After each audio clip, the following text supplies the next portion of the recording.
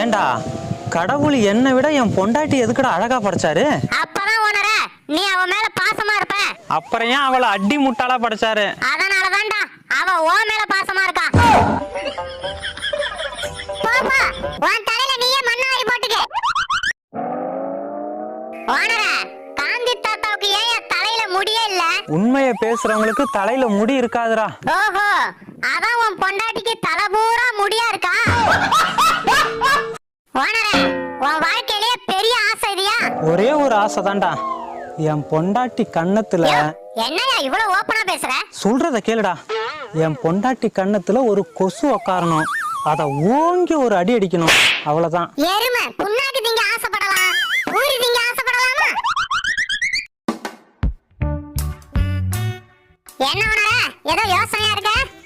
ஒன்றும் இல்லடி, காலையில் பொண்டாட்டி ஃபோன் பண்ணா, அழுதுகிட்டே மன்னிப்பு கேட்டா, இனி உங்க கூட சண்டையே போட மாட்டேன்னு சொன்னா, நீங்க என்ன சொன்னாலும் கேட்கறேன்னு வேற சொன்னா. நான் அப்படியே உணர்ச்சி வசப்பட்டு கேட்டுக்கிட்டே இருந்தேன்டி. நல்ல விஷயம் தானே உணர?